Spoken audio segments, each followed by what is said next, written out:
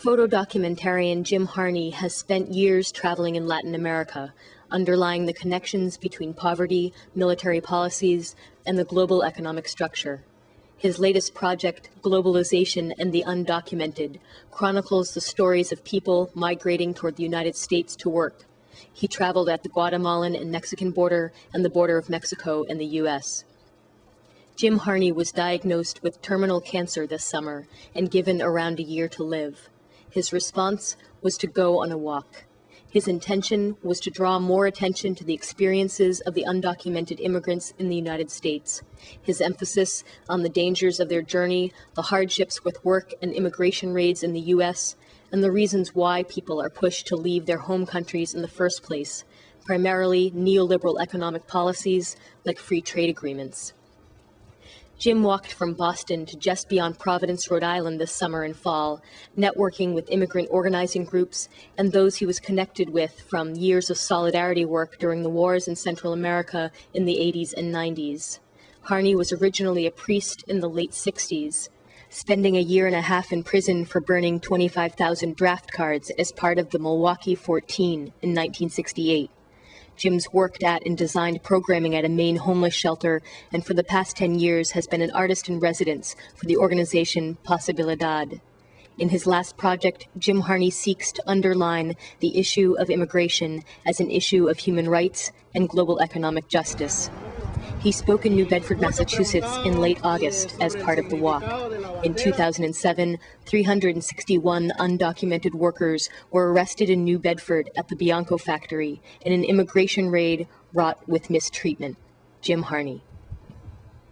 And right now I feel a little weak, feel a little fragile.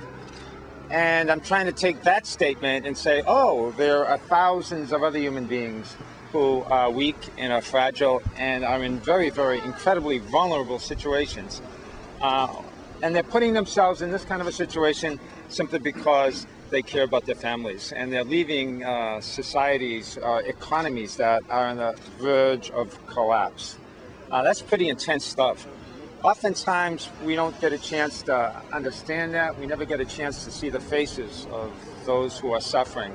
And hopefully, as a result of this walk, we'll at least be able to raise the issue that there are thousands leaving El Salvador every day, hundreds and hundreds leaving Guatemala every day.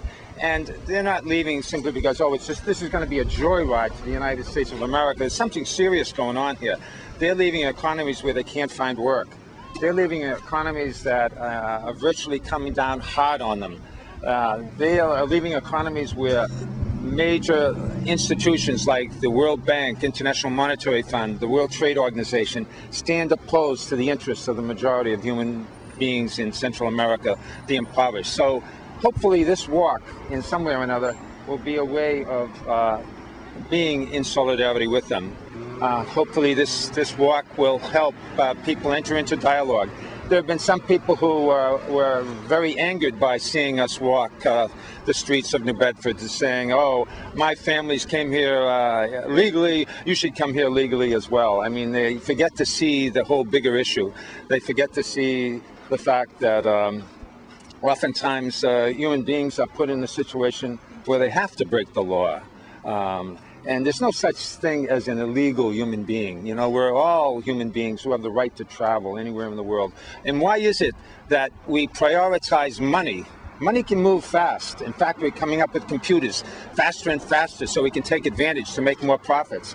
But when it comes to human beings being able to cross borders, what's happening is, we're right in their face. We're sending them back. We're putting them in detention camps.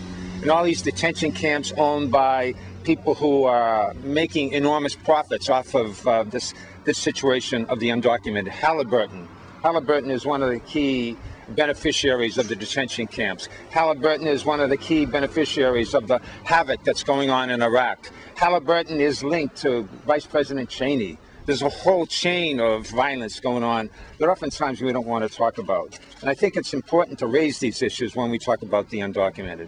This is serious business, and it's a very creative time for all of us to reinvent our spot on the planet and to take pride in ourselves as being citizens of this country. Not in the sense that we go around bowing our heads simply because we're involved in wars in Iraq and Afghanistan, and we're doing acts of pillage with trade deals that don't do the poor justice, like NAFTA and the Central America Free Trade Agreement. We want to raise our heads in a dignified way as being citizens of a country that hopefully will be able to take into consideration the humiliated of the planet. And again, the trade policies need to be changed. If we have new trade policies that keep in mind the poor and not the elite, then we're dealing with the issue.